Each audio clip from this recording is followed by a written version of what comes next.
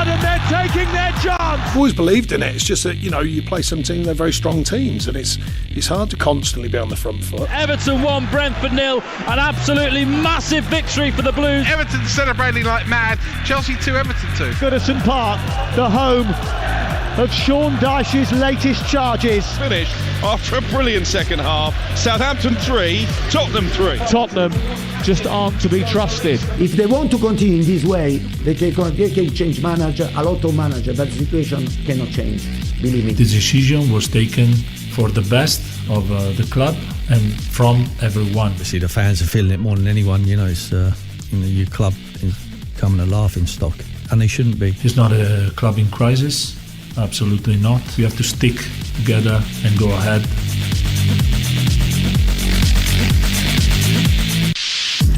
So coming up for you tonight over on TalkSport, 8 o'clock kickoff.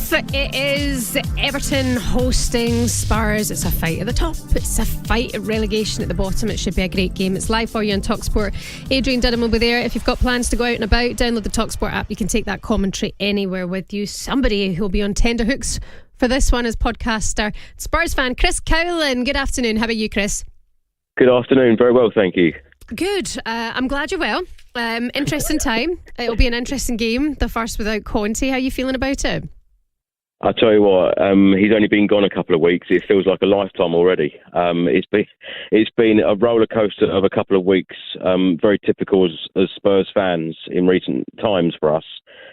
We just want to see some glory days. We want to be successful again, and it must start tonight. We've got 10 huge games coming up. The rest of this Premier League season, it's got to start tonight. 3 points is an absolute must. With Stellini being in charge at this point in time and Ryan Mason, from what you saw, okay, quite a harsh thing to compare it to, but when Conte wasn't well and he was having his gallbladder taken out, and those two both in charge, were you happy with the performance, and can you be confident moving into this game with Stellini at the helm? They were good performances and they were good results under Stellini, the majority of them anyway. But I think a lot of Spurs fans have reservations at the moment about what style of play will we go for starting tonight with these remaining 10 Premier League games. But will he go with what Antonio Conte's gone for most of the time that he's been there, or will he try something new? Of course, we've got injuries going into this game as well.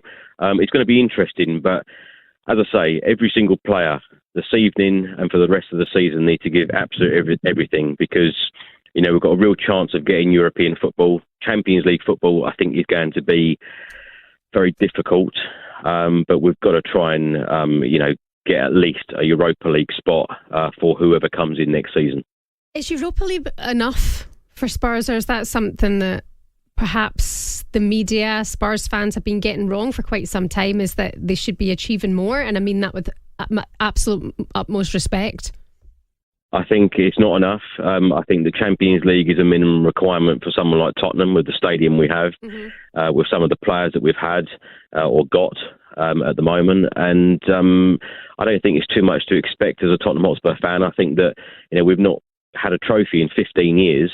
We look forward to Champions League football. We nearly won the competition just short of 4 years ago under Pochettino, and we should be progressing as a football club. And I think, since Pochettino's left, we've gone round in circles.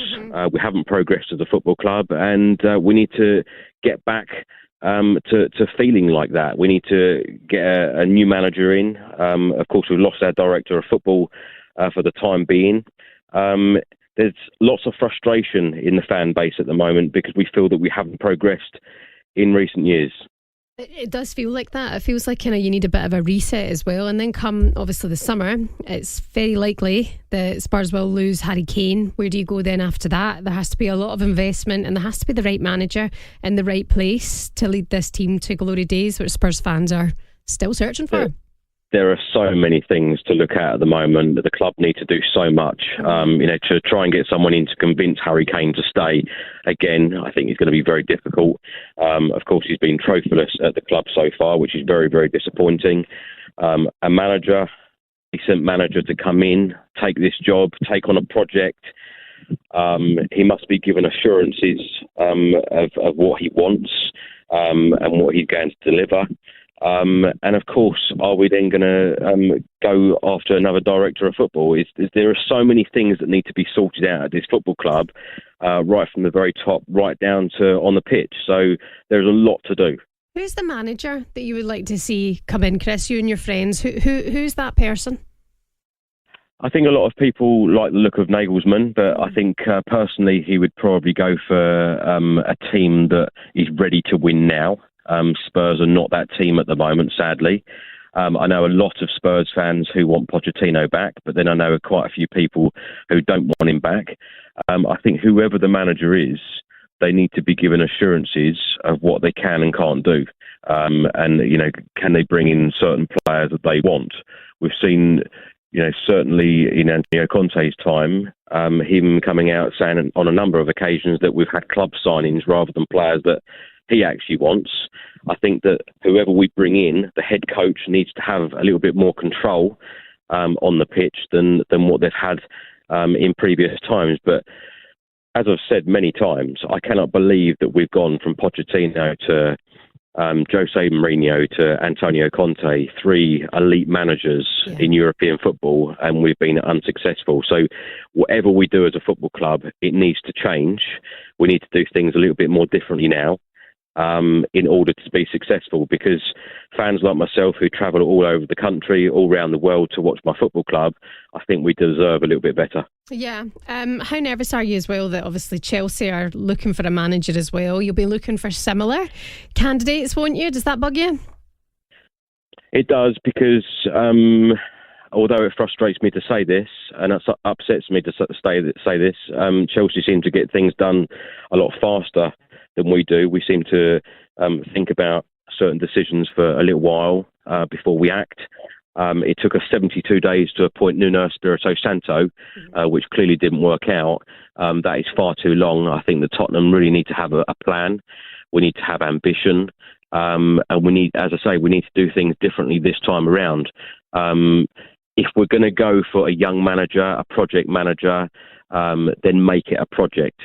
Make it feel like we are progressing and have ambition on the pitch, because we're so ambitious off the pitch in everything that we do.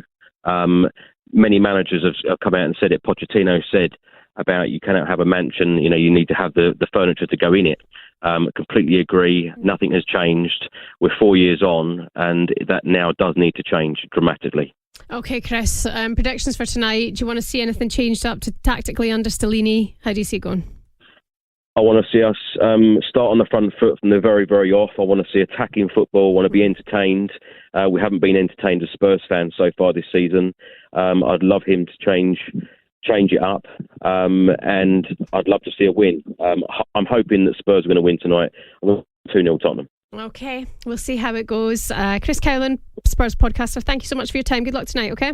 Thank you. Don't forget, Spurs away to Everton is live for you on TalkSport tonight. If you've got plans, you're heading out, download the TalkSport app. You can take our commentary anywhere with you. And so easy, by the way, to swipe between TalkSport2 here and over to TalkSport. It's a lovely little app. If you've not got it, do it right this second. You're listening to The Social here on TalkSport2. Coming up next.